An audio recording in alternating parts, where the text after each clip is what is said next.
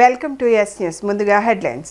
పేద బడుగు బలహీన వర్గాలు మైనార్టీల గుండె చప్పుడు స్వర్గీయ వంగవీటి మోహన రంగ అని కొనియాడిన ప్రభుత్వ whip central MLA Bonda Umamaheswararao. Plastic రహిత ఆంధ్రప్రదేశ్ను నిర్మిద్దామని పిలుపునిచ్చిన తూర్పు నియోజకవర్గం శాసనసభ్యులు గద్దె రామ్మోహన్. పేద బడుగు బలహీన వర్గాలు మైనార్టీల గుండె చప్పుడు స్వర్గీయ వంగవీటి మోహన రంగ అని ప్రభుత్వ whip central MLA Bonda Umamaheswararao కొనియాడారు. వంగవీటి మోహన రంగ విగ్రహాన్ని కంట్రోల్ రూమ్ సెంటర్ వద్ద ఏర్పాటు చేయడం ఆనందంగా ఉందని మా మిత్ర మండలి మరియు రాధారంగ మిత్ర మండలి సభ్యులు ఈ విగ్రహాన్ని ఏర్పాటు చేయడం అభినందనీయమన్నారు. సింగనగర్లోని సెంట్రల్ నియోజకవర్గ ఎమ్మెల్యే కార్యాలయంలో ప్రభుత్వ విప్ సెంట్రల్ నియోజకవర్గ శాసనసభ్యులు బోండా ఉమామహేశ్వరరావు చొరవతో కంట్రోల్ రూమ్ వద్ద ఏర్పాటు చేయనున్న స్వర్గీయ వంగవీటి మోహన రంగ విగ్రహం మరియు ఆ సర్కిల్కు వంగవీటి మోహన రంగ సర్కిల్గా నామకరణం చేయనున్న నేపథ్యంలో మా మిత్ర మండలి అండ్ రాధారంగ మిత్ర మండలి సభ్యులు వివిధ కుల మతాలకు అతీతంగా విచ్చేసిన నాయకులు బోండా ఉమామహేశ్వరరావు గారిని మర్యాదపూర్వకంగా కలిసి ఘనంగా సత్కరించారు. ఈ సందర్భంగా బోండా ఉమా మాట్లాడుతూ పేద బడుగు బలహీన వర్గాలు మైనార్టీల గుండె చప్పుడు అయిన వంగవీటి మోహన రంగ విగ్రహాన్ని కంట్రోల్ రూమ్ సెంటర్ వద్ద ఏర్పాటు చేయడం తన అదృష్టంగా భావిస్తున్నానని తెలిపారు. ఎన్నో అడ్డంకులు వచ్చినప్పటికీ రంగ ఆశయాలను నమ్మిన మిత్ర బృందం, అభిమానులు, నాయకుల సహకారంతో ఈ కార్యక్రమాన్ని విజయవంతం చేశామని పేర్కొన్నారు. విజయవాడ మాజీ శాసనసభ్యులు పేద బడుగు బలహీన వర్గాల మైనార్టీ వర్గాల ఆశాజ్యోతి, పేద వర్గాల గుండె చప్పుడైనటువంటి స్వర్గీయ వంగవీటి మోహన్ రంగ గారి విగ్రహాన్ని ఇవాళ కంట్రోల్ రూమ్ దగ్గర ఈ నియోజకవర్గ శాసనసభ్యుడిగా వినూత్నమైన రీతిలో మా మిత్రమండలి వంగవీటి మోహన్ రంగ, వంగవీటి రాధారంగ మిత్రమండలి ఆధ్వర్యంలో అక్కడ విగ్రహాన్ని ఏర్పాటు చేయడం నా అదృష్టంగా భావిస్తూ ఉన్నా. దాన్ని ఎన్నో అడ్డంకులు పెట్టారు, కానీ ఇవాళ దాన్ని సాధించాం. దాన్ని అక్కడ పెద్ద ఎత్తున ఒక సత్యాగ్రహంలో ఏ పేద బడుగు బలహీన వర్గాలకి న్యాయం చేయాలని ఆయన నిరాహార దీక్ష కూర్చుని ఆ నిరాహార దీక్షలోనే అసువులు బాసాడో అదేవిధంగా ఆయన విగ్రహాన్ని అక్కడ పెట్టాలనేది మా మిత్రమండలి అలాగే రాధారంగ మిత్రమండలి వారి యొక్క ఆలోచనని వినూత్నమైన రీతిలో రాధారంగ మిత్రమండలి అలాగే మా మిత్ర ఆధ్వర్యంలో రంగా గారి విగ్రహాన్ని అక్కడ త్వరలో ఏర్పాటు చేయబోతూ ఉన్నాం. అంతేకాకుండా ఆ జంక్షన్కి మాజీ శాసనసభ్యులుగా ఈ నియోజకవర్గానికి, నగరానికి, రాష్ట్రానికి, జిల్లాకి ఎన్నో సేవలు అందించినటువంటి వంగవీటి మోహన్ రంగ గారి పేరు మీద వంగవీటి మోహన్ రంగ జంక్షన్ అని కంట్రోల్ రూమ్ జంక్షన్ పేరు మార్చి ఆయన పేరు మీద భవిష్యత్ తరాలకి చిరస్థాయిగా తెలిసే విధంగా ఆయన పేరు మీద జంక్షన్ కూడా ఏర్పాటు చేస్తూ ఉంటాం. నా అదృష్టంగా భావిస్తూ ఉన్నా. ఏది ఏమైనా రంగా గారు చనిపోయి 35 సంవత్సరాలు దాటినా ఆయన అభిమానులు కానీ ప్రజల గుండెల్లో చిరస్థాయిగా ఉన్నటువంటి మనిషి ఆయన రంగా గారు. ఆయన చరిత్రని ఎవరు మరవలేరు. ఆయన చరిత్ర చిరస్మరణీయంగా ఉంటుంది. రంగా గారి పేరు రాబోయే వేల సంవత్సరాలకు కూడా ఆయన బడుగు బలహీన వర్గాల కోసం చేసినటువంటి సేవలు, త్యాగాన్ని మర్చిపోలేమని తెలియజేసుకుంటూ ఆయన అనుచరులుగా, ఆయన సహచరులుగా, ఆయన ఆశయ సాధన కోసం ఎప్పుడు కూడా మేము పునరంకితం అవుతాం. ఏ రాజకీయ పార్టీలో ఉన్నా, ఏ స్థాయిలో ఎమ్మెల్యేగా ఉన్నా, ఎమ్మెల్యేగా కాకపోయినా, ఇంకో స్థాయిలో ఉన్నా ఆయన ఆశయ సాధన కోసం నిరంతరం కూడా పనిచేస్తామని తెలియజేస్తూ ఈరోజు మా అదృష్టంగా ఈ విగ్రహాన్ని పెడతాం.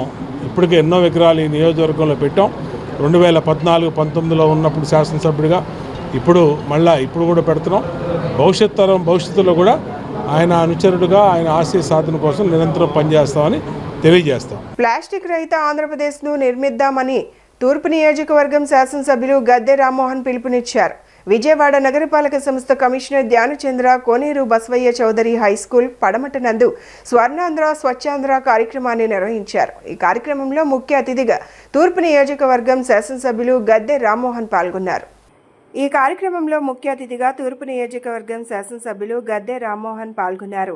ఈ సందర్భంగా తూర్పు నియోజకవర్గం శాసనసభ్యులు గద్దె రామ్మోహన్ మాట్లాడుతూ ప్రజలు ఆరోగ్యంగా ఉండాలంటే సింగిల్ యూజ్ ప్లాస్టిక్ వినియోగాన్ని పూర్తిగా మానివేయాలని, ముఖ్యంగా డిస్పోజబుల్ గ్లాసుల్లో, పేపర్ ప్లేట్లలో వేడివేడి ఆహారం తినటం వల్ల వాటిపై ఉన్న ప్లాస్టిక్ పూత కరిగి శరీరంలోకి ప్రవేశించి అవి క్యాన్సర్ కణాలుగా మారే అవకాశాలు ఉంటాయని, కావున సింగిల్ యూజ్ ప్లాస్టిక్ ఖచ్చితంగా నిషేధించాలని అందరికీ పిలుపునిచ్చారు. నెల్లూరులోని ప్రసిద్ధ శ్రీ కామాక్షి అమ్మవారికి విజయవాడ ఇంద్రకీలాద్రి శ్రీ దుర్గా మల్లీశ్వర స్వామివారి దేవస్థానం తరపున శనివారం సాంప్రదాయబద్ధంగా పట్టు వస్త్రాలను సమర్పించారు. దుర్గగుడి ధర్మకర్తల మండలి చైర్మన్ బొర్రా రాధాకృష్ణ దంపతులు, ఆలయ ముఖ్య అర్చకులు శ్రీనివాస శాస్త్రి, ట్రస్ట్ బోర్డు సభ్యులు మరియు అర్చక బృందం కలిసి నెల్లూరు కామాక్షి అమ్మవారి ఆలయాన్ని సందర్శించారు. దుర్గగుడి ధర్మకర్తల మండలి చైర్మన్ బొర్రా రాధాకృష్ణ దంపతులు, ఆలయ ముఖ్య అర్చకులు శ్రీనివాస శాస్త్రి, ట్రస్ట్ బోర్డు సభ్యులు మరియు అర్చక బృందం కలిసి నెల్లూరు కామాక్షి అమ్మవారి ఆలయాన్ని సందర్శించారు. ఇంద్రకీలాద్రి శ్రీ దుర్గా మల్లేశ్వర స్వామివార్ల తరపున నెల్లూరు అమ్మవారికి పట్టు వస్త్రాలు, పసుపు కుంకుమలు, ప్రసాదాలను వారు ఆలయ అధికారులకు అందజేశారు. ఈ సందర్భంగా స్థానిక శాసనసభ్యురాలు వేమిరెడ్డి ప్రశాంతి ప్రభాకర్ రెడ్డి ఆధ్వర్యంలో ఇంద్రకీలాద్రి ఆలయ ప్రతినిధులకు ఘన స్వాగతం లభించింది.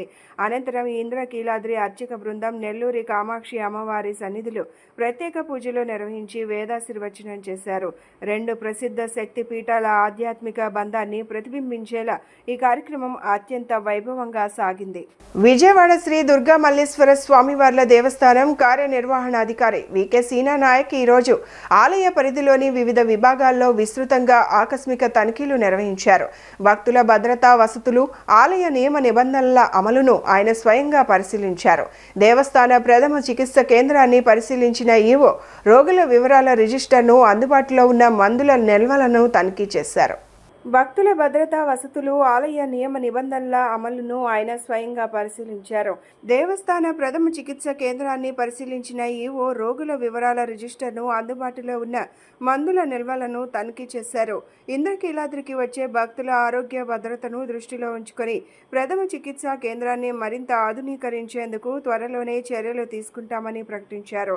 భక్తులకు ఇబ్బంది లేని పారదర్శకమైన సేవలందించడమే దేవస్థాన ప్రథమ కర్తవ్యమని, విధుల్లో నిర్లక్ష్యం వహిస్తే ఉపేక్షించేది లేదని సీనా నాయక్ ఈ సందర్భంగా హెచ్చరించారు. ప్రపంచవ్యాప్త సంక్షోభం నేపథ్యంలో ప్రతి ఒక్కరూ నా దేశం నా బాధ్యత నినాదంతో పొదుపు చర్యలను రోజువారీ జీవితంలో భాగం చేసుకోవాలని ఎన్టీఆర్ జిల్లా కలెక్టర్ డాక్టర్ జి లక్ష్మీషా పిలుపునిచ్చారు. ఇంధన ఆదాతో ఆర్థికంగా లాభంతో పాటు పర్యావరణ పరిరక్షణలో భాగస్వాములు కావచ్చని తెలిపారు.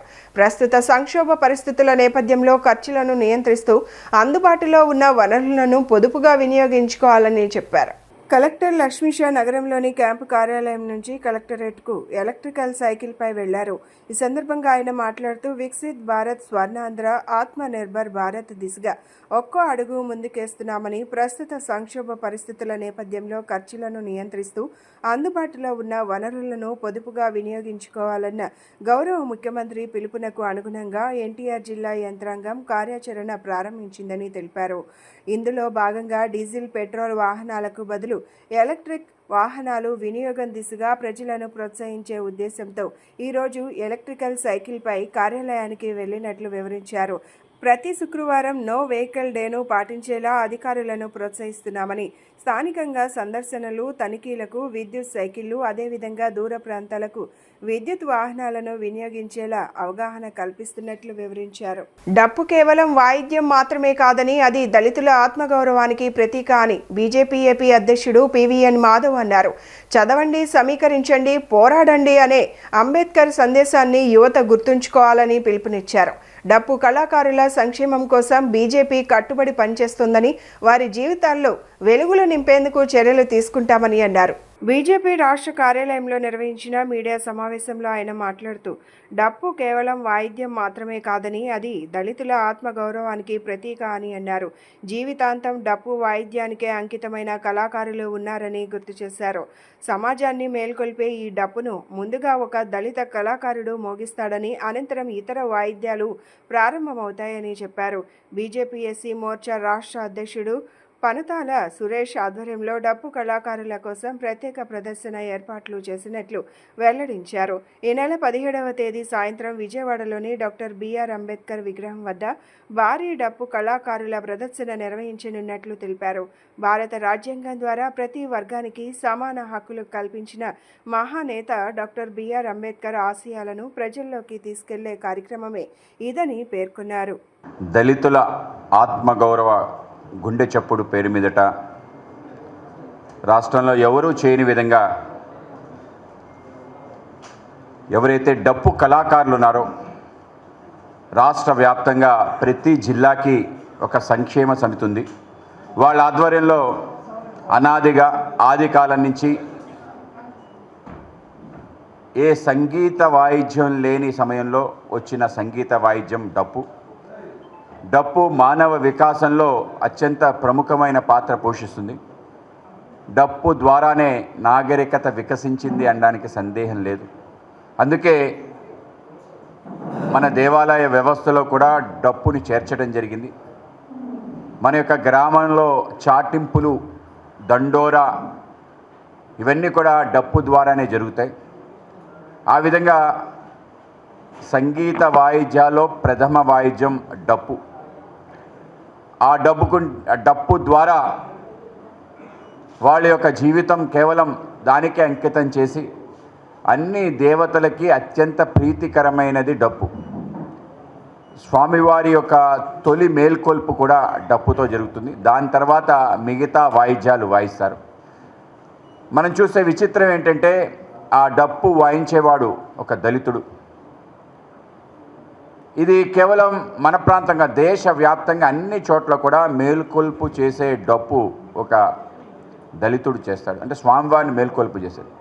ఆ విధంగా స్వామివారిని స్వాగతం పలికే మిగతా వాయిద్యాలు సన్నాయి కానీ, డోలు కానీ, హార్మోని కానీ ఇవేవైతే తర్వాత వాయిస్తారో అవన్నీ కూడా నాయి బ్రాహ్మణ్స్ అంటే మన యొక్క బీసీ వర్గాల వాళ్ళు దాన్ని ఆ విధంగా వాళ్ళని స్వామివారికి సంబంధించిన నీరాజనం, నాద నీరాజనం. ఏపీఆర్టీసీ కార్మికుల సమస్యలను వెంటనే పరిష్కరించాలని యూనియన్ నాయకులు శ్రీనివాసరావు డిమాండ్ చేశారు. రాష్ట్రంలోని కూటమి ప్రభుత్వం ఆర్టీసీని ప్రైవేట్ పరం చేసే ఆలోచనలో ఉందని, ఆర్టీసీ ప్రైవేటీకరణను అడ్డుకునే విధంగా ఈ నిరసన చేపట్టినట్లు తెలిపారు. వెంటనే ఉద్యోగులకు డిఏ, పీఆర్సీ బకాయిలు చెల్లించాలని, 12వ పీఆర్సీ కమిషన్ వేయాలని విజ్ఞప్తి చేశారు. ఆర్టీసీ ఉద్యోగుల సమస్యల పరిష్కారం కోసం విజయవాడ పండిట్ నెహ్రూ బస్టాండ్ వద్ద ఆర్టీసీ కార్మికులు నిరసన కార్యక్రమాలు నిర్వహించారు. ఈ సందర్భంగా యూనియన్ నాయకులు శ్రీనివాసరావు మాట్లాడుతూ ఆర్టీసీ కార్మికుల సమస్యలను వెంటనే పరిష్కరించాలని రాష్ట్ర వ్యాప్తంగా నిరసన కార్యక్రమాలు నిర్వహిస్తున్నట్లు తెలియజేశారు. ఎలక్ట్రికల్ బస్సు వస్తే తమ కార్మికులకు అన్యాయం జరుగుతుందని, ప్రస్తుతం ఉన్న డిపోలన్నింటినీ ప్రైవేటీకరణ చేసే యోచనలో కూటమి ప్రభుత్వం ఉందని ఆవేదన వ్యక్తం చేశారు. ఈ ప్రభుత్వం గత 2 సంవత్సరాలుగా పీఆర్సీ బకాయిలు చెల్లిస్తామని, డిఏలు ఇస్తామని గడుపుతూ వస్తుందని, తమకు రావాల్సిన బకాయిలను వెంటనే చెల్లించాలని డిమాండ్ చేశారు. భవిష్యత్తులో నీటి కొరత లేకుండా కృష్ణా నదిపై చెక్ డ్యాంలు నిర్మించాలని రిపబ్లికన్ పార్టీ ఆఫ్ ఇండియా జాతీయ కార్యదర్శి వెరం శివ నాగేశ్వరరావు తెలిపారు. శుక్రవారం గాంధీనగర్ ప్రెస్ క్లబ్లో ఏర్పాటు చేసిన మీడియా సమావేశంలో తొలుత సర్ ఆర్థర్ కాటన్ జయంతి సందర్భంగా ఆయన ఫోటోకు పూలమాలలు వేసి ఘన నివాళులు అర్పించారు. శుక్రవారం గాంధీనగర్ ప్రెస్ క్లబ్లో ఏర్పాటు చేసిన మీడియా సమావేశంలో తొలుత సర్ ఆర్థర్ కాటన్ జయంతి సందర్భంగా ఆయన ఫోటోలో పూలమాలలు వేసి ఘనంగా నివాళులు అర్పించారు. ఆయన మాట్లాడుతూ 1946లో ప్రకాశం బ్యారేజీ నిర్మాణ సమయంలో 3 కోట్లుగా ఉన్న జనాభా ఇప్పుడు 12 కోట్లకు పెరిగింది. పెరిగిన జనాభాకు తగ్గట్లుగా నీటి వనరుల నిర్వహణ అవసరమని, ఏటా సుమారు 15 నుండి 20 లక్షల క్యూసెక్ల కృష్ణానది నీరు వృధాగా సముద్రంలో కలిసిపోతోందని ఆవేదన వ్యక్తం చేశారు.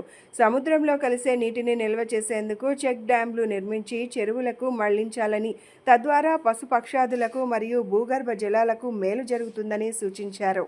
గొప్ప శాస్త్రవేత్త, గొప్ప ఇంజనీరు, ఎక్కడో బ్రిటిష్ ప్రభుత్వంలో లండన్లో జన్మించినటువంటి మహానుభావుడు కాటన్ గారి జయంతి సందర్భంగా ఈ రోజున మీడియా సమావేశం ఏర్పాటు చేయడం జరిగింది. ముఖ్యంగా ఈ రోజున ఎందుకంటే మీడియా సమావేశం ఏర్పాటు చేయడం జరిగిందంటే, మనకి ఈ రోజున మరి మీ అందరికి ఎంతమంది తెలుసో తెలీదు కానీ ప్రకాశం బ్యారేజీ నిర్మాణం చేసేటప్పుడు అక్కడ సాగర నిర్మాణం చేసినప్పుడు ఆంధ్రప్రదేశ్, తెలంగాణలో మన జనాభా 3 కోట్ల మంది. ఆ రోజున 1946లో నేను చెప్తున్న సంఘటన. ఈ రోజున 12 కోట్ల మంది జనాభా అయ్యాం మనం. ఎంతమంది అయ్యాం? 12 కోట్ల జనాభా అయ్యాం. దానికి తోడు ఈ రోజున తెలుగు రాష్ట్రాలు విడిపోయి ఈ రోజున అమరావతి రాజధానిగా ఏర్పాటు చేయింది. ఒక రాజధాని వచ్చిందంటే అక్కడ పరిశ్రమలు వస్తాయి, హోటల్స్ వస్తాయి, ఎమ్మెల్యేలు వస్తారు, ఎమ్మెల్యేలకు ఇళ్ల నిర్మాణం కావాలి, ఎంపీలు వస్తారు. మరి భారతదేశంలో ఉన్నటువంటి కేంద్ర ప్రాంతంలో ఉన్నటువంటి కేంద్ర కార్యాలయాలు ఇక్కడ ఉంటాయి, సాఫ్ట్వేర్ కంపెనీలు వస్తాయి. మరి వీటన్నిటికీ కావాలంటే 3 కోట్ల 4 కోట్ల మంది జనాభా కేవలం విజయవాడ, గుంటూరు పరిధిలోనే ఉన్నాం మనం. కేంద్రంలోని బీజేపీ ప్రభుత్వంపై సిపిఎం పశ్చిమ నగర కార్యదర్శి బోయ సత్యబాబు తీవ్ర స్థాయిలో విమర్శలు గుప్పించారు. ఎన్నికలకు ముందు ఆకాశాన్ని అంటిన ధరలను నేలకు దించుతాను అన్న ప్రధాని ఎన్నికల తరువాత నిత్యావసర వస్తువుల ధరలను అమాంతం పెంచేసి ప్రజలను మోసం చేస్తున్నారని మండిపడ్డారు.